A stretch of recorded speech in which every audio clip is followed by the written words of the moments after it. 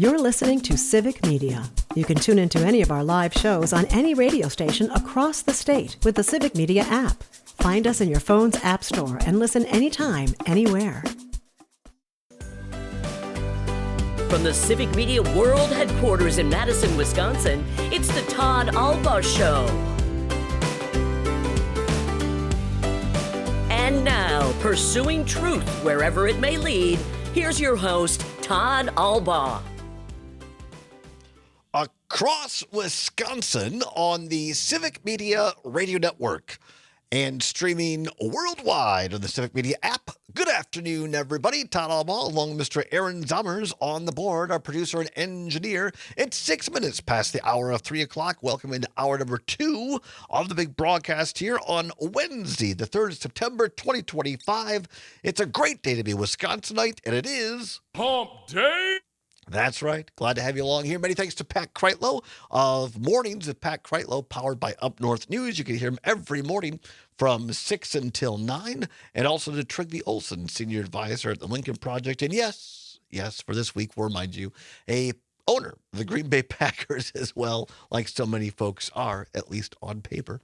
Glad to have them both along for a Wednesday. And yeah, didn't do quite as much politics as we do with Trygve, but still it was a lot of fun. And sometimes, as he said, you got to just take time to pause, reflect, and enjoy other parts of life. Yeah, if you don't, you'll go crazy. Yeah, absolutely. Coming up, we'll take a couple of looks, some news out of the Milwaukee Journal-Sentinel here. Following up on what we were talking about last hour, Republican governor candidates Bill Berrien and Josh Schoman are now signaling their support for troops in Milwaukee. We'll talk a little bit about that. Give you my opinion why I think that's a bad idea, by the way. And we'll also have a little fun this hour as well. I'm looking forward to what's worse, talking about the Brewers maybe a little bit. They are back in action. We talked Packers last hour.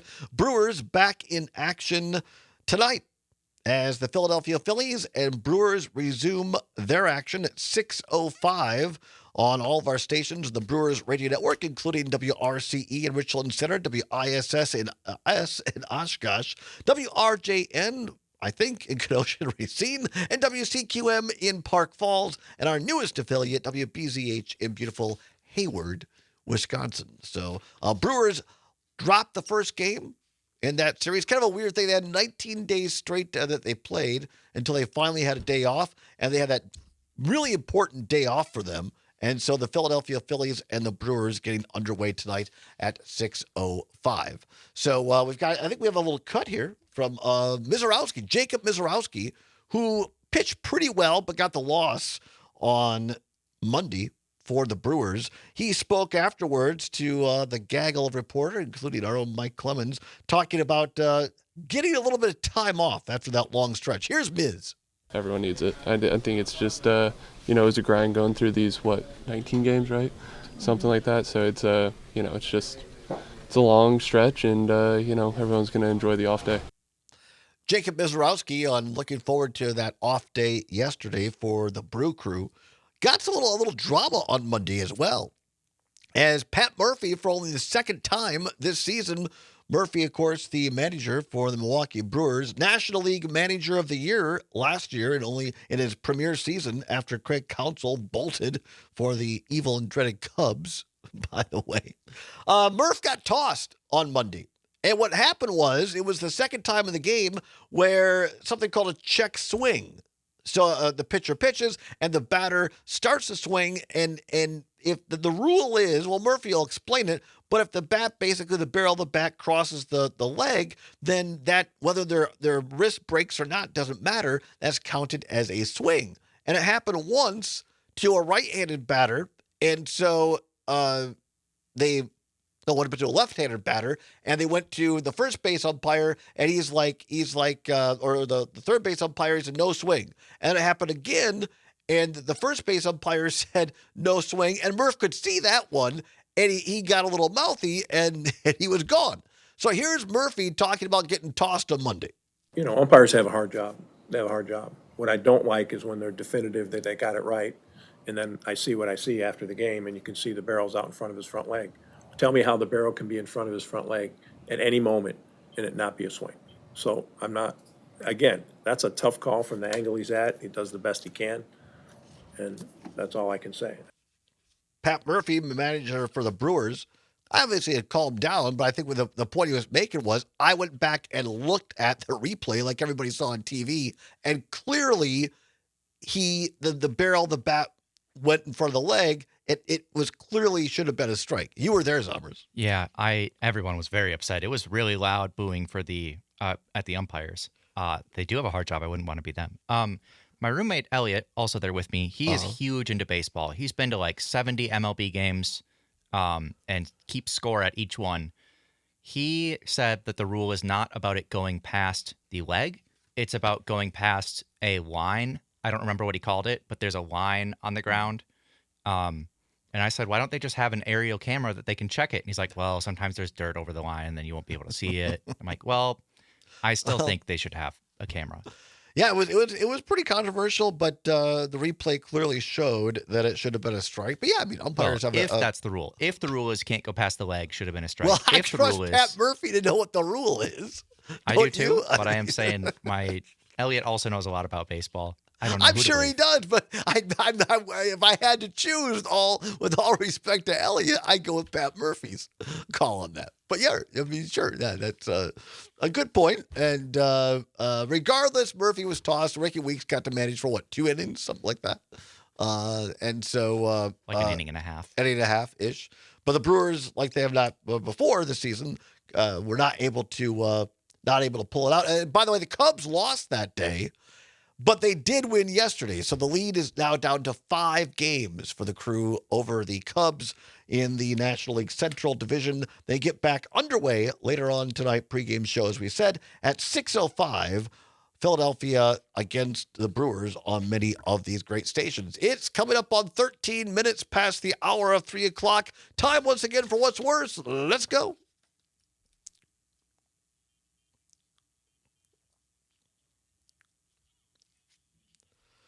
Time once again for What's Worse. Nothing to give away, no prize money involved, just your chance to have your voice heard on several of these Civic Media stations, 10 and counting right now. All right, this is timely indeed, as we say, as Mike Lucas says, because weather is changing.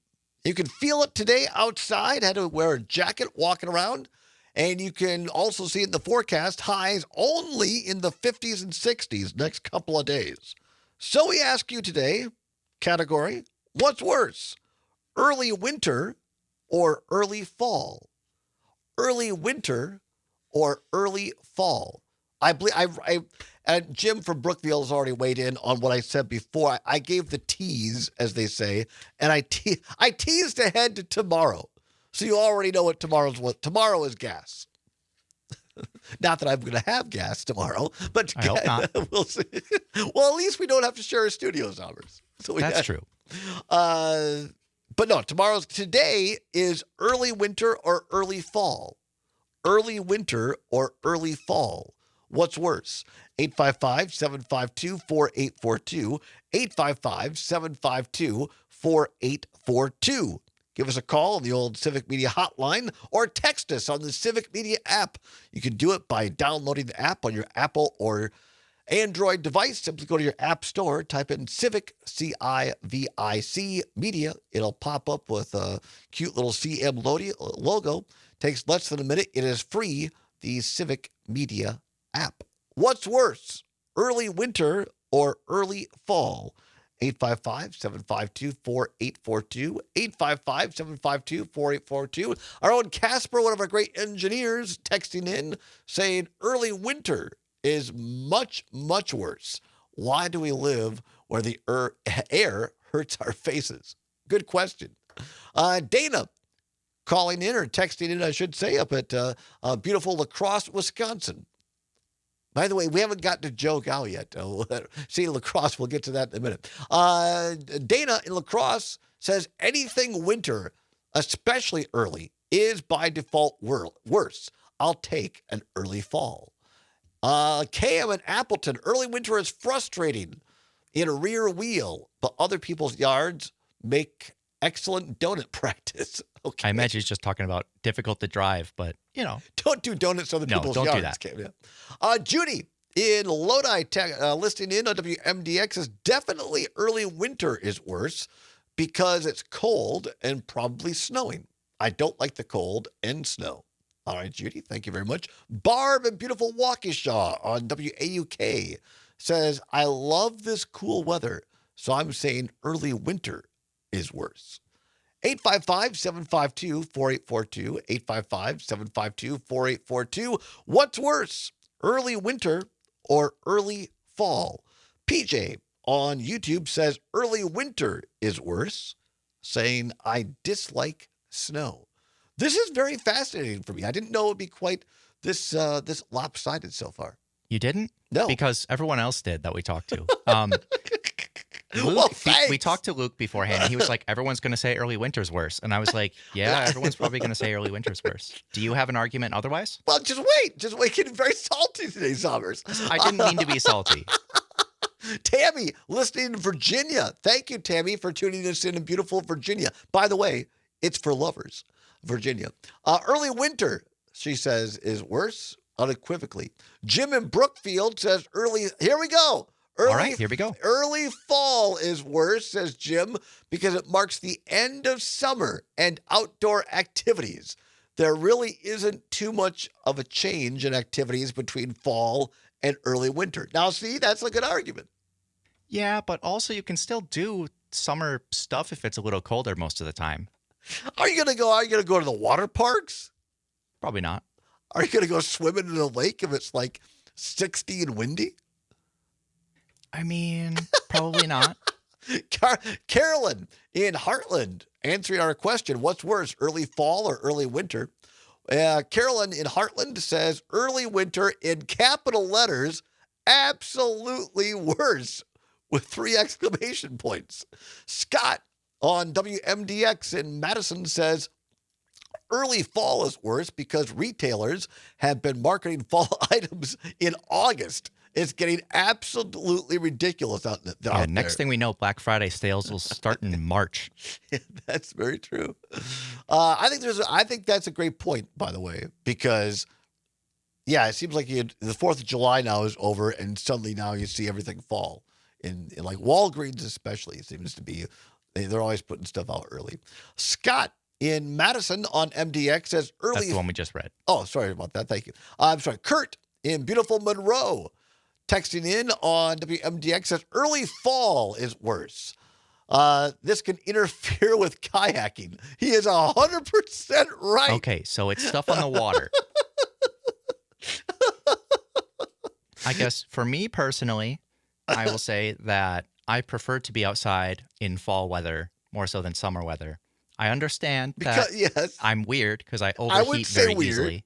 Unusual, atypical, maybe. Well, you just have a certain heating system internally. Run too hot. You run too hot. What's worse, early winter or early fall? 855-752-4842, 855-752-4842. Give us a call. I will tell you my take on this because I wrote today's What's Worse. I don't usually write a bunch of them, but today this was mine. And like Zommer said, I got some heat about this in the meetings today. But I'm glad that people shared their opinions that differed because then I get to learn and be less salty. All right, I'll tell you what's worse. The correct answer. Early summer or early fall on the other side. And some special music for us today on the show. So don't go anywhere. It's the Todd Albaugh Show on the Civic Media Radio Network. You're listening to Civic Media. Stay up to date on the latest news and information for your local community and Wisconsin by signing up for our free email newsletter. Visit civicmedia.us/email to get started. Welcome back to the Todd Albaugh Show on the Civic Media Radio Network. It is 23 now, past the hour of 3 o'clock. I love this song. A little California Dreamin'. By the way, for our friends and listeners out in Los Angeles, California, if you want to watch the Packers this weekend, the Trigby was saying earlier that hard to get them out in D.C. If you want to watch the Packers in the greater Los Angeles area, no better place to do it than the official Packers bar down in beautiful Hermosa Beach, the Underground Sports Pub. Todd's been there. It's pretty I've nice. been there. It's fantastic. We've broadcast from just outside of it. So, yeah, Underground Sports Pub in Hermosa Beach in the beautiful Los Angeles area. Official Packers sports bar. You can watch the games, have a great. I highly recommend the steak sandwich. Really the French dip, a steak sandwich, really really good. Anyway, we're right in the middle of what's worse for today. About to wrap it up here. What's worse, early winter or early fall? Appreciate all the responses, and yes, I get it as overwhelmingly one way. Let's read a couple more of these before we get out of here. Have a listener here in WCFW, the Tap, brand new listener. We appreciate them calling in. Says any sentence that has the word winter in it is worse. Okay, very good.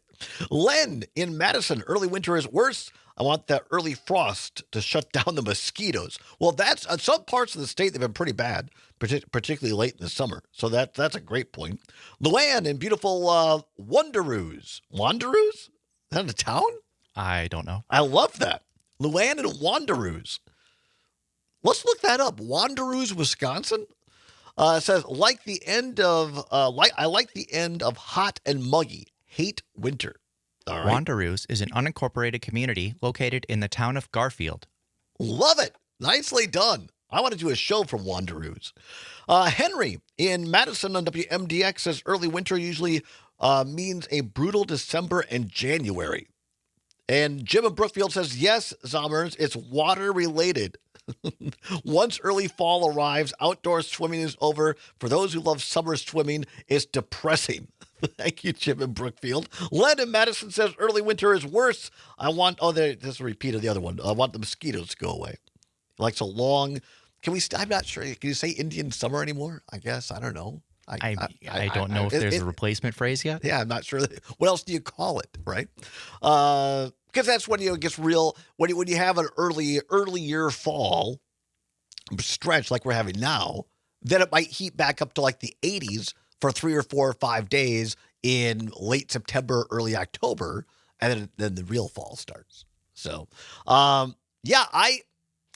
for me, early fall and I love fall. It is my favorite season of the year. But to my friend Kurt's point, it may mean that we don't get out kayaking as much. Or to Jim's point, I like being around water. I like being on the water. So yeah, early fall means the end of those types of activities sooner. For me, once I'm into fall, then because when I was growing up as a kid, it was not necessarily unusual to get. Not like a couple of inches, but like tracking snow the last week in October, first week in November. That was not unusual. I know now with global warming and stuff, it is. So I guess once I'm into kind of the middle of September, end of September, fall, I mean, hey, if it gets cold a little earlier, not a big deal. But I don't like this abrupt end to summer. I honestly am kind of discombobulated about seasons. I'm going to be real. With climate change and everything. When I was little, I could feel a definitive okay, winter is going to happen around this time. We're going to get about this much snow. Now I'm like, I don't know. This week it's 80. In 3 days it's 40 degrees. We have no snow all December. It's summer again in January. I'm exaggerating a little bit, but the seasons are all over the place now. They are. Well, there we go. That's what's worse for today. Join us tomorrow, our second hour, for, a gasoline edition of What's Worse tomorrow. So we'll look forward to that. Always fun to get in the lighter side of things. Want to mention this just because we talked about it there before the break earlier. From the Milwaukee Journal-Sentinel today, Lawrence Andrea, great reporter there. Headline, Republican governor candidates Bill Berrien and Josh Schoman signal support for troops in Milwaukee. Both Republican candidates for Wisconsin governor this week said that they are open to bringing the National Guard into the state's largest city to help address crime. Whitefish Bay Manufacturing CEO Bill Berrien said he supported Milwaukee Police Association president their plans to ask the Trump administration to send National Guard troops to Milwaukee, calling the city, quote, one of the most crime-ridden cities in the country, unquote. And Washington County Executive Josh Schoman told the Milwaukee Journal-Sentinel today that he would, quote, proactively work with the president to deploy sufficient law enforcement to keep our neighbors in Milwaukee safe, including the National Guard, unquote, if he's elected governor. The comments come as President Trump has deployed National Guard troops to Democratic cities over concerns about crime, or at least my editorializing here. At least that's what he says. Trump sent thousands of National Guard troops and hundreds of Marines to Los Angeles in June to quell protests and deployed troops across Washington, D.C. last month. Trump this week said he planned to send troops to Chicago, but yesterday said that he might send them to New Orleans instead. A federal judge ruled on September 2nd that the Trump administration broke the law when it deployed troops to Los Angeles, a ruling that could complicate future deployments. The Posse Comitatus Act, signed in 1878, generally prohibits using federal troops for domestic law enforcement. Posse Comitatus, of course, has a history here in Wisconsin, of all things. We're going to come back, do a little farm news for you next, so don't go anywhere for that. And planning on a special musical guest, so stick around for that. A little bit of news as well. It's a Wednesday afternoon edition of the Todd Albaugh Show. Don't go anywhere on the Civic Media Radio Network.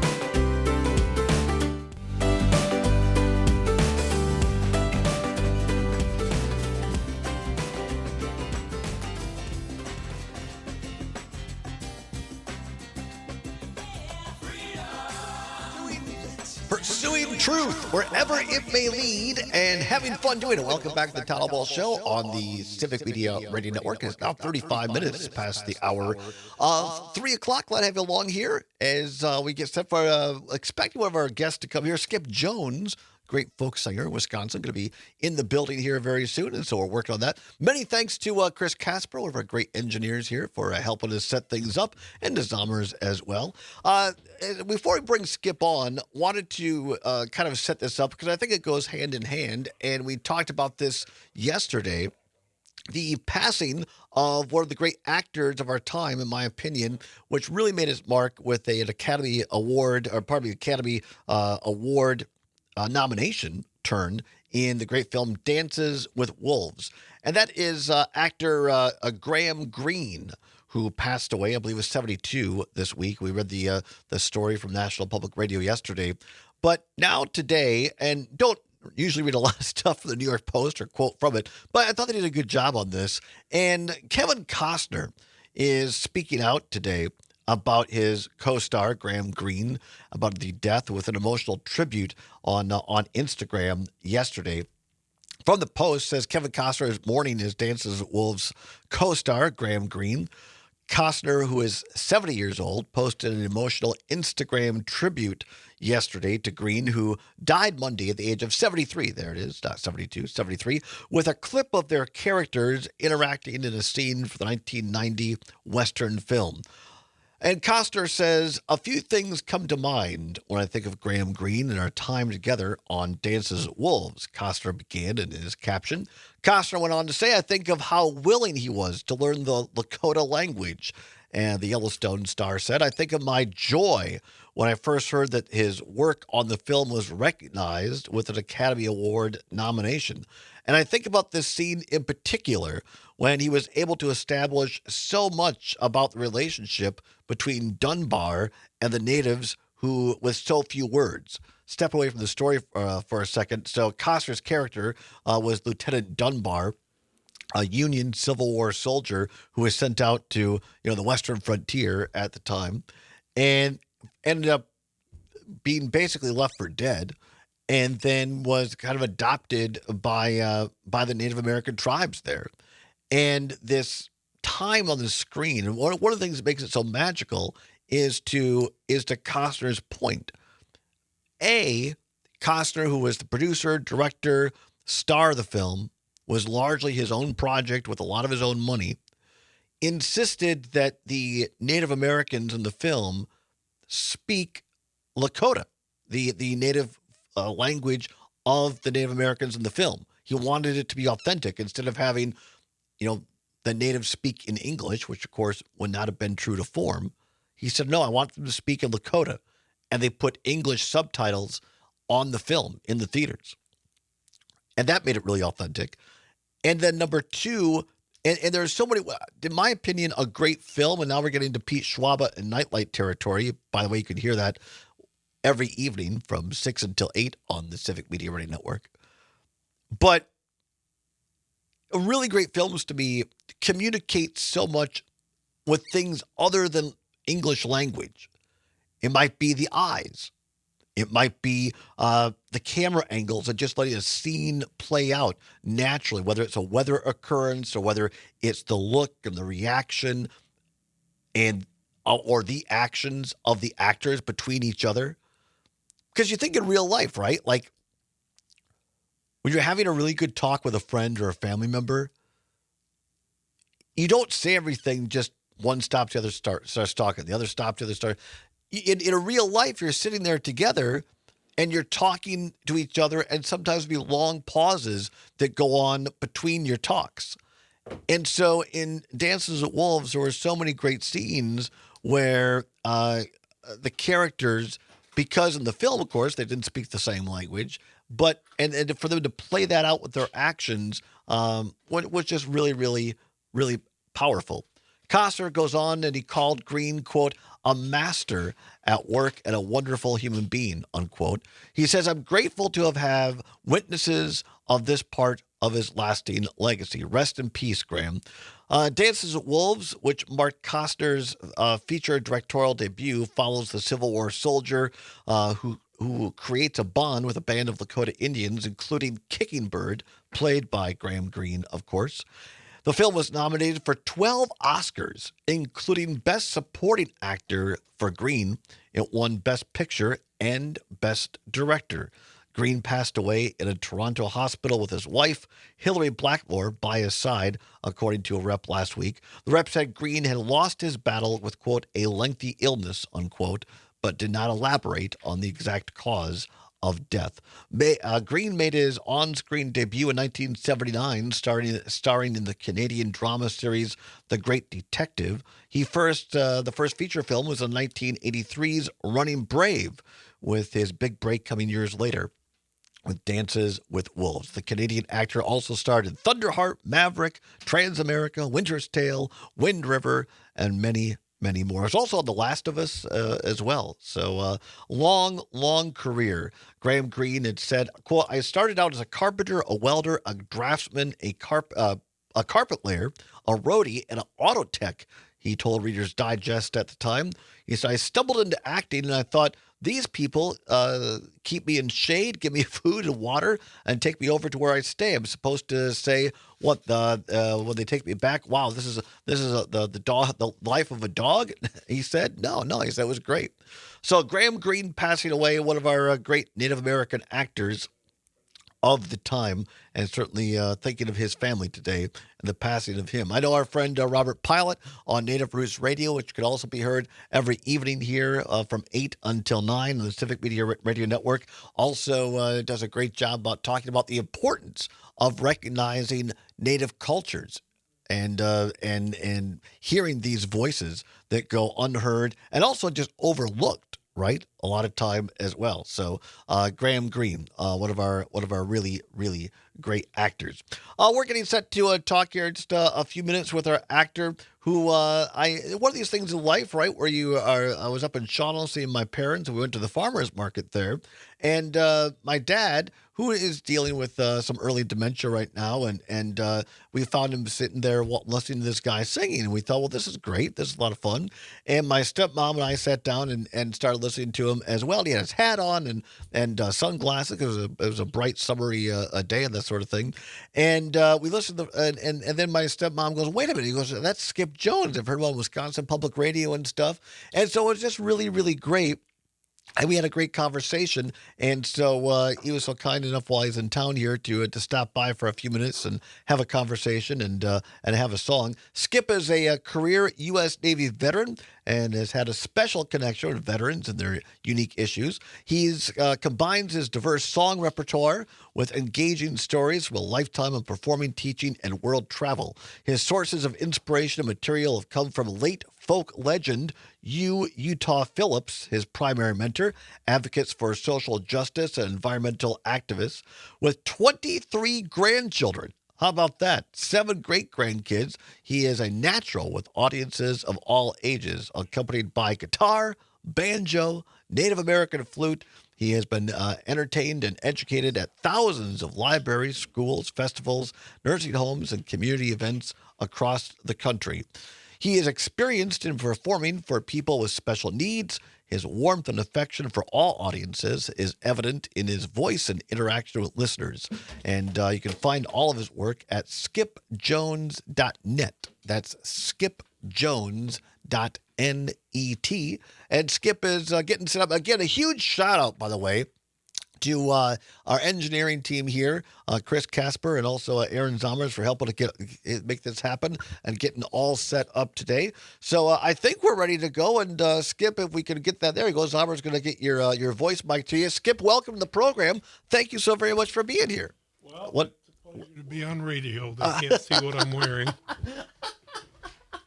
Well, we can. We'll turn the camera there for those watching on the stream, and now they can see it there. There we go. I can see you too. Yeah, how about that? How was the trip down from the Greater Charlotte area? It was absolutely beautiful day today.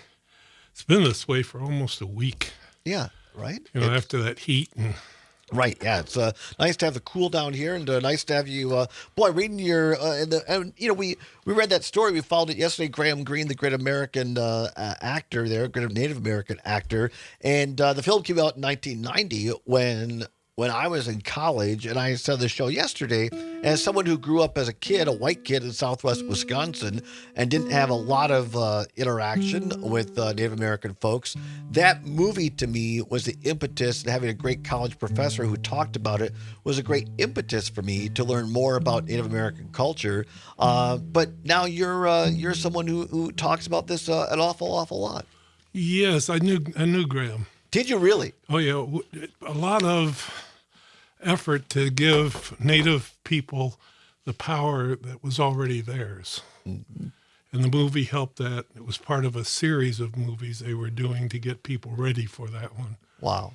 And also Floyd Westerman used to come to LCO when we had our Protect the Earth gatherings. And so I got to spend some time with him.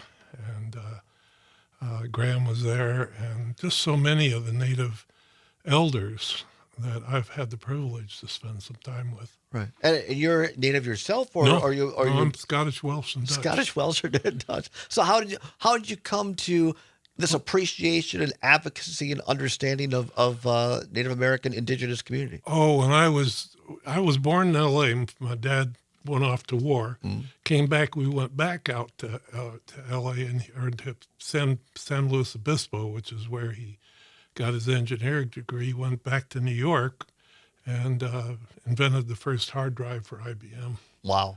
It was, way big and right. Stored a kilobyte. Yeah. But on TV, there was a program, and that was new to me because we hadn't seen TV until I was back at my grandmother's, and I was about 7. And they had an old movie on called Broken Arrow. And the white guy representing the government and Cochise, Broken Arrow, and then worked for peace. I recently saw that movie on a retro station. It's the worst thing I've ever listened to because all the Indians were white guys, Right, all actors, yeah. Yeah, all actors. Right, yeah. And but it turned me on to wanting to know. Mm-hmm. And over the years, I was in the Navy for a bunch of years, got a real expansive exposure to diversity. And came back. My wife said that we got to leave here, and I got a place in Wisconsin you'll die for. Right. And it's right in the heart of between the Menominee and the Stockbridge. Okay. And the Stockbridge are Mohicans from where I grew up along the Hudson River. Yeah. So we moved out there, and it has been a absolutely amazing teaching to look at the way these people handle life in general. You want to play us a little song? Get ready to go out here on got to do a little business, as they say in the business. 40 seconds. In the biz, got to do the So biz. play us a little bit on the way out here, just a little instrumental, and we'll be back with more here with Skip Jones from the Civic Media Radio Network. Talk about the music business to hear a complete song. But here's a little instrumental by Skip on the way out on the Civic Media Radio Network. Well, we ain't got a barrel of money. Maybe we're ragged and funny, but we'll have the load, carrying the load, side by side. Don't know what's coming tomorrow. Maybe it's trouble and sorrow. You're listening to Civic Media. Find the latest news, information, and archives of all your favorite shows on the Civic Media website, civicmedia.us. Myself on the mountainside, where the rivers change direction out across a great divide.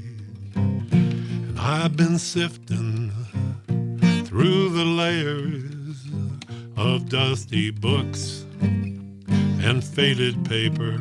Welcome back to the Todd Why Hall they tell Show a on the Civic Media story Radio Network. Now, 8 minutes before the hour of 4 o'clock, the top of the hour, ABC and CBS News.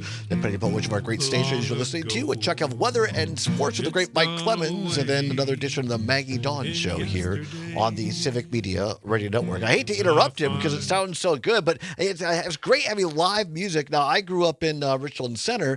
My first station was WRCO, and it was one of those old studios that was built specifically for a radio station in 1949, and it had a room for live music. And so that's the only way you could do it. You didn't have, reel to reels even or anything back then. And so we are joined by Skip Jones here, folk singer and activist. You can find all of his work at skipjones.net, skipjones.net. I know Zommers will put that up on the board. It's great to have him with us. I'm sorry we had a little bit of a confusion getting you here, but we're going to have you back, Skip, where we can have a complete segment, a complete half hour. I want you to give you time to do a full song, but give us about a minute and a half or so on something either about you or a cause that is on your mind today, Skip. Well, the cause that's on my mind, I'm a 14-year veteran, and first and foremost, working with vets is important to me. But generally speaking, we need to pull it all together. Mm-hmm. We've gone far away from what I knew as a kid growing up in New York City. You said hello to everybody on the avenue, whether you knew them or not. It was just a recognition of, hey, I see you as a human being. Yeah. Things are cool, Mm-hmm. And nowadays, that's not so true anymore, and it bothers me. I have 29 grandchildren. Mm-hmm. I have 12 great-grandchildren, and I am a little concerned with what's going to happen. The Indians the natives have a thing called seventh generation, and that's a belief that we need to look into the next seventh generation whenever we make a decision that affects the air, water, or land, mm-hmm. because it's not ours, it's theirs. So anyway. What are you going to do for us? I'm going to do a song I haven't finished learning yet. I like that. And it was written by, you familiar with the song Inch by Inch, Row by Row, the Garden Song? The guy that wrote that, Dave Mallet, was a friend of mine in Maine. He passed in November. Mm-hmm. And he wrote this one. I'm learning it because I think it needs to be out there. So here's the first verse and chorus. All right. Here's Skip Jones, everybody.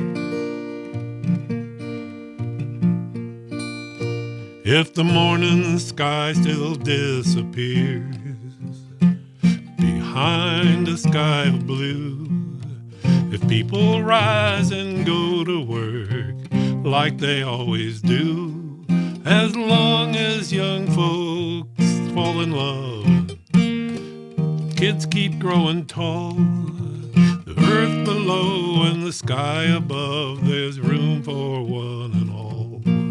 There's room for you and me, my friend, with our backs against the wall.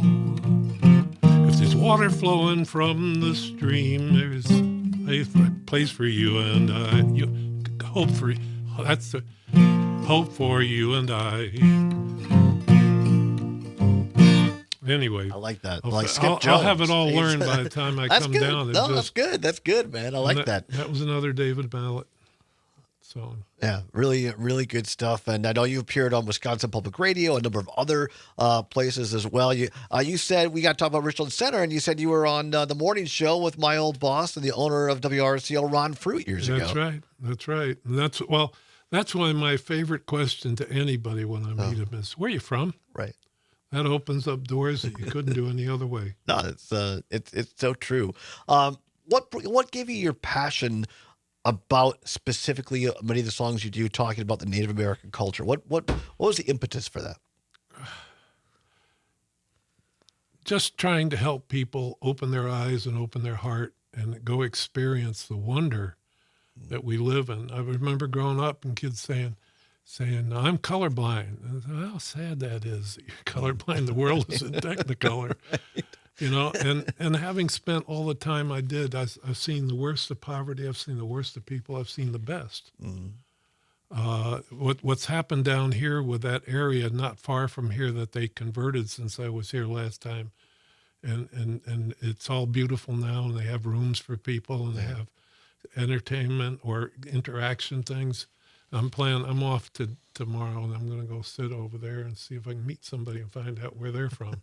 I like that. And that's what struck me when I met you, just how open you are, and your songs have such deep meaning, and you tell great stories through song. And I think that's something that's lacking in today's culture, in this country, in this world. And I appreciate you keeping that alive, and I appreciate you coming on today. Well, it's my pleasure always. I love radio, and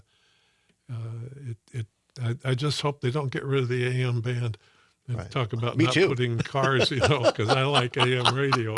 We like AM radio too. You want to talk to the farmers? Yeah. You catch them after milking on AM radio. Yeah, absolutely. I can find all of Skip's work again at Skip Jones, skipjones.net. N-E-T, skipjones.net. He has some CDs you can order. You were gracious enough to give me some of those. I've listened to a couple of them. Really, really good stuff here. Got about a little over a minute and a half. Skip, do you want to play us something on the way out here? We'll see you tomorrow, everybody. How could anyone ever tell you that you're anything less than beautiful? How could anyone ever tell you that you're less than whole? How could anyone fail to notice that your loving is a miracle, and how deeply you're connected to my soul? How could anyone ever tell you you're anything less than beautiful? How could anyone ever tell you that you're less than whole? How could anyone fail to notice that your loving is a miracle, and how deeply you're connected to my soul? I'm sure you've got those lyrics. Let's sing it together. See you tomorrow, everybody. Keep banging your drum. Banging Todd is next. Ever tell you that you're anything less than beautiful? The national news cycle never stops, but it can be hard to find news about your local community. Civic Media is dedicated to providing quality local and state news coverage across Wisconsin. With the Civic Media app, you can get notifications about local stories that matter to you and your community. Find the free Civic Media app in your phone's app store and choose notifications from the menu to tell us what kind of news you want to hear about.